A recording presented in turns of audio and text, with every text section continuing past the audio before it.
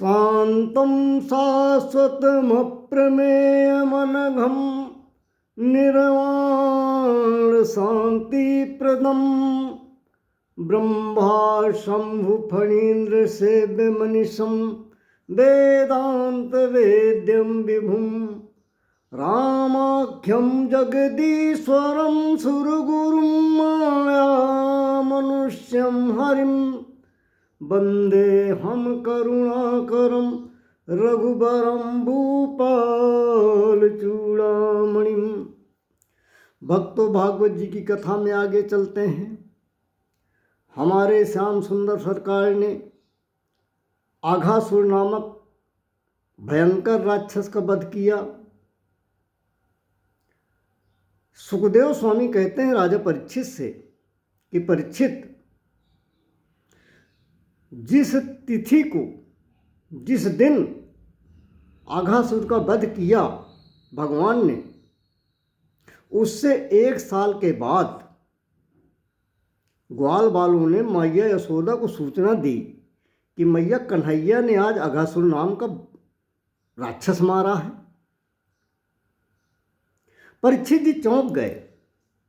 परीक्षित जी पूछते हैं सुखदेव जी से कि गुरुदेव, ऐसा कैसे हुआ? ग्वाल बालों ने आघासुर के वध की सूचना मैया यशोदा को 1 साल के उपरांत क्यों दी? सुखदेव स्वामी कहते हैं कि ब्रह्मा जी की अज्ञानता के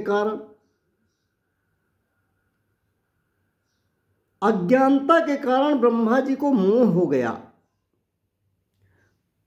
वे भगवान के स्वरूप को समझ नहीं सके, इसलिए हुआ। भगवान की माया ही ऐसी है कि वो ब्रह्मादिक देवताओं को भी मोहित कर देती है।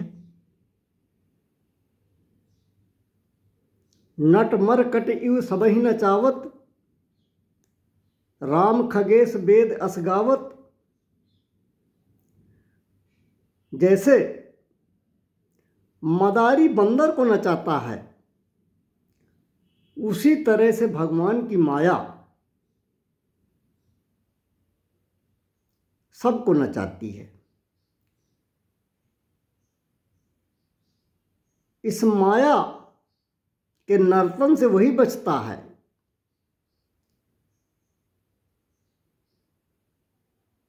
इस माया के जाल से वही मुक्त हो पाता है जो प्रभु को समर्पित है, जो प्रभु के वास्तविक स्वरूप को समझ लेता है। और जो नहीं समझ लेता है,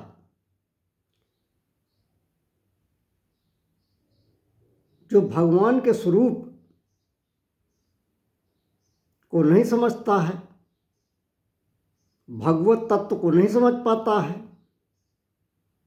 तो उसके लिए तो बिल्कुल नितांत कहा गया है, नितांत सत्य कहा गया है कि माया खलु नर्तकी बिचारी। परीक्षित जी पूछते हैं सुखदेव स्वामी से कि गुरुदेव बताने की कृपा करें कि ब्रह्मा जी को मोह कैसे हुआ और ब्रह्मा जी ने मोह के अधीन होकर क्या किया, जिस कारण 1 साल बाद ग्वाल बालों ने माता यशोदा को यह सूचना दी कि आघासुर का वध आज हुआ है। सुखदेव स्वामी कहते हैं परीक्षित सुनो। विभद्रवेणं जठरपटयोः श्रृंगवेत्रे चकच्छे वामे पाणौ मसलकमलं तत्फलान्याङ्गुलीशे तिष्ठन् मध्ये स्वपरि सुहृदो हासयन्नर में भी सोई है, स्वर्गे लोके मिसति बुभुजे यज्ञ भुम्बाल के लिए। सुखदेव जी कहते हैं, राजन परीक्षित, जब कन्हैया सरकार के प्रताप से आघासुर का संहार हुआ और आघासुर के अंदर से सभी ग्वाल बाल बचकर बाहर आ गए, सब कन्हैया की जय जयकार करने लगे। सभी गोप ग्वाले बोले कि कन्हैया, आज तुम्हारे प्रभाव से, तुम्हारे प्रताप से हम लोगों के प्राण सुरक्षित हैं। नहीं, आज तो अघासुर हम सब लोगों को खा गया होता, हम लोगों का अस्तित्व समाप्त हो गया होता। अब हम बचकर आ गए हैं, लेकिन कन्हैया ये बताओ कि अब भूख बहुत लग रही है, चलकर कुछ खाया जाए। भगवान बोले कि सब लोग अपना अपना कलेव खोलो, चलकर जमुना के किनारे खाते हैं। सभी ग्वाल बाल कन्हैया सहित यमुना जी के किनारे पहुंच गए। वहाँ पर हमारे श्याम सलूने, कान्हा सरकार ने एक बालू का चबूतरा बना लिया और उसके ऊपर खुद बैठ गए। उनको चारों ओर से घेर कर ग्वाल बाल बैठ गए।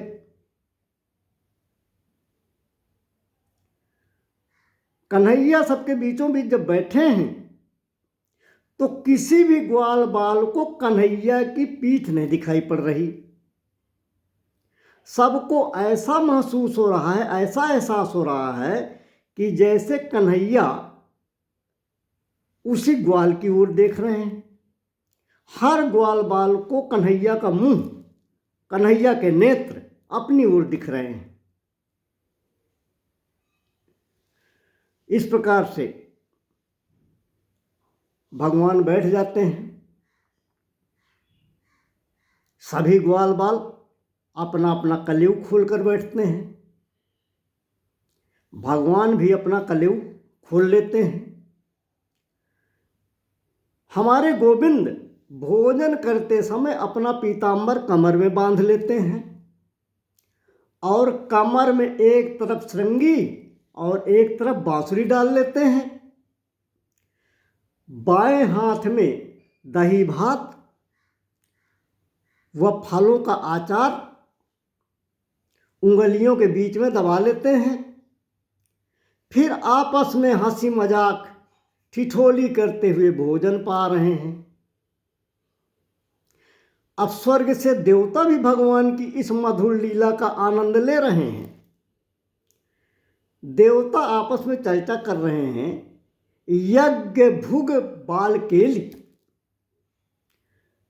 जो बड़े बड़े यज्ञों के भोग को पाने वाले हैं वे श्री नारायण जी देखो कैसे बाल सखाओं के साथ एक सामान्य ग्वाल बाल की तरह भोजन पा रहे हैं। सभी देवता भगवान की इस मधुर आनंदमय लीला का आनंद ले रहे हैं। सभी देवता संकीर्तन गा रहे हैं। आइए सभी देवताओं के साथ हम भी संकीर्तन कर लेते हैं, भजन कर लेते हैं।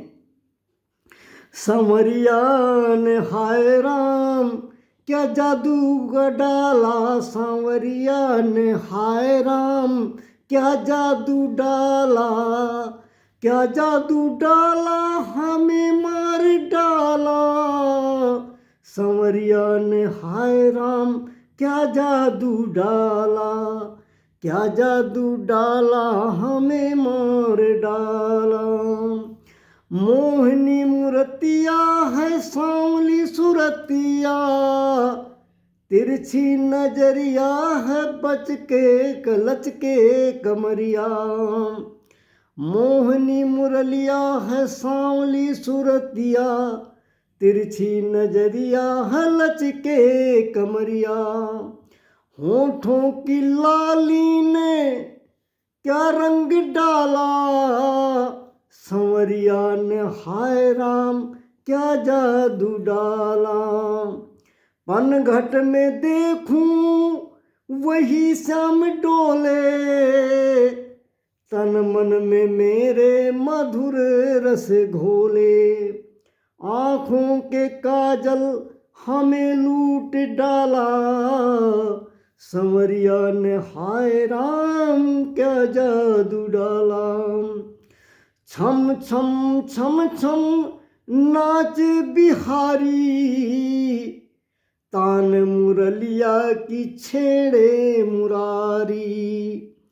कृष्णानंद भजे ब्रज बाला, संवरिया ने हाय राम क्या जादू डाला। संवरिया ने हाय राम क्या जादू डाला, क्या जादू डाला हमें मार डाला। बोलिए संवरिया सरकार की जय। अब कुछ ब्रजवासी पत्ते तोड़ कर लाए, उन पत्तों का पत्तल बनाकर उसमें परोस कर खा रहे हैं।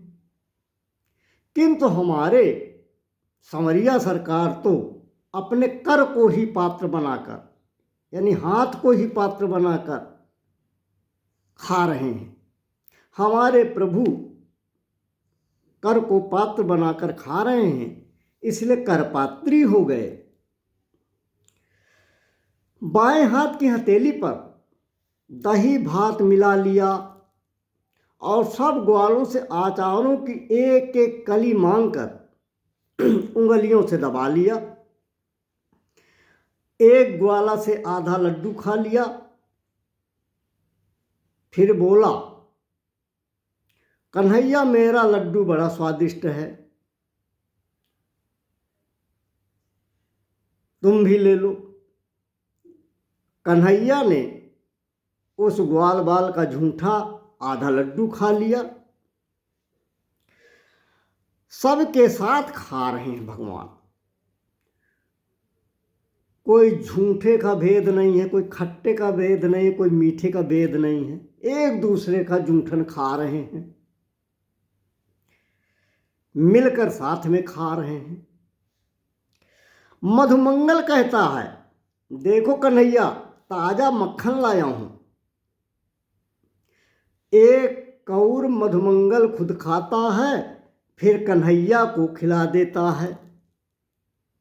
सखाभाव में हर बात में बराबरी कर रहे हैं ग्वाल बाल। खुद खाते हैं, भगवान को अपना जूठन खिलाते हैं। अब भगवान की ऐसी भोजन लीला देखकर देवता तो बड़े प्रसन्न हो रहे हैं, पर ब्रह्मा जी नाक भौं सिकोड़ रहे हैं। ब्रह्मा जी कहते हैं, यह कैसा अनंत ब्रह्मांड का नायक अधिनायक भगवान है, यह कैसा परब्रह्म परमेश्वर है, इसको कैसे अखंड अनंत अनादि कहते हैं, जो इन ग्वाल बालों का जूठन खा रहा है। मुझे तो कहीं से नहीं लग रहा कि यह परब्रह्म परमेश्वर है। अब ब्रह्मा जी ने सोचा कि चलो इसकी परीक्षा कर लेते हैं। तो अब ब्रह्मा जी ने क्या किया, भगवान की परीक्षा लेने के लिए दबे पांव आए और सारे बछड़ों को चुरा कर ले गए। ग्वाल बालों ने कहा, कन्हैया दूर दूर तक एक भी बछड़ा नहीं दिख रहा, जाने कहाँ गए। भगवान बोले ग्वाल बालों से, तुम सब भोजन करो, मैं देख कर आता हूँ। इधर भगवान बछड़ों की तलाश में गए, उधर ब्रह्मा जी आए, ग्वाल बालों को भी उठाकर ले गए, उनके लाठी डंडे भी ले गए। भगवान को बछड़े तो मिले नहीं। जब वापस लौटे तो सब उनके ग्वाल सखा भी गायब थे। भगवान ने ध्यान धारण किया, ओ ये हमारे ब्रह्मा जी की करामात है। भगवान सब जान गए। अब भगवान ने उसी समय अपनी लीला से जितने बछड़े थे उतने ही बछड़े तैयार कर दिए, जितने ग्वाल थे उतने ही, उन्हीं रंग रूप के, उन्हीं कद काठी के, उन्हीं कपड़ों को पहने हुए, उन्हीं नाम रूपों के सब ग्वाल बना दिए। उतने ही लाठी डंडे बन गए। अब तो चरने वाले भी भगवान और चराने वाले भी भगवान। ऐसी रचना भगवान ने की। बड़ी अद्भुत रचना रही भगवान की। और ऐसी रचना किया भगवान ने, ऐसे बछड़े बनाए, ऐसे ग्वाल बाल बनाए, ऐसे जूते लाठी डंडे बनाए कि सूक्ष्म से सूक्ष्म अंतर भी नहीं मिले, रंच मात्र का अंतर नहीं। अब देखो भाई, 1-2 दिन या 4 दिन का या 2-4 घंटे का चमत्कार दिखाया हो, ऐसी बात नहीं है। पूरे 1 साल तक भगवान के बनाए हुए ग्वाल बाल बछड़े लाठी डंडे धरती पर उसी प्रकार नित्य विचरण करते रहे। रोज अपने घर जाते रहे, घर से आकर जंगल चराने आते रहे। अब ब्रह्मा जी ने विचार किया 1 वर्ष बाद कि चलो देखें क्या हाल है। अब ब्रह्मा जी देखते हैं कि वही ग्वाल बाल, वही बछड़े सब धरती पर विचरण कर रहे हैं। ब्रह्मा जी सोच में पड़े, चलो ऊपर चल के देखते हैं। तो ऊपर गए तो वहाँ भी उसी प्रकार के ग्वाल बाल, उसी प्रकार के बछड़े सब दिख रहे हैं। फिर भागकर वृंदावन आए तो देखा कि यहाँ पर सब खेल रहे हैं, सभी बछड़े चल रहे हैं। एवमेतेषु भेदेषु चिरं ध्यात्वा स आत्मभूः सत्याह के कतरे नेति ज्ञातुं नेष्ठे कत ऊचन। अब ऊपर ब्रह्मलोक में और नीचे पृथ्वी लोक में एक ही आकार के ग्वाल बाल, एक ही आकार के बछड़े, एक ही आकार के लाठी डंडे, वस्त्राभूषण सब देखकर ब्रह्मा जी चकित हो गए। ब्रह्मा जी ने सोचा कि ऊपर वाले असली हैं कि नीचे वाले असली हैं। ब्रह्मा जी की बुद्धि नहीं काम कर रही। ब्रह्मा जी मति भ्रमित हो गए। अब ब्रह्मा जी को समझ में आ गया कि हमसे बहुत बड़ी गलती हुई। वास्तव में ये कन्हैया सरकार कोई मामूली नहीं है, ये तो साक्षात परब्रह्म परमात्मा है। क्योंकि परमात्मा के अतिरिक्त अन्य कोई ये चमत्कार नहीं कर सकता है। अब आगे ब्रह्मा जी क्या करेंगे, यह शेष कथा हम आगे कहने का प्रयास करेंगे। बोलिए श्याम सुंदर सरकार की जय।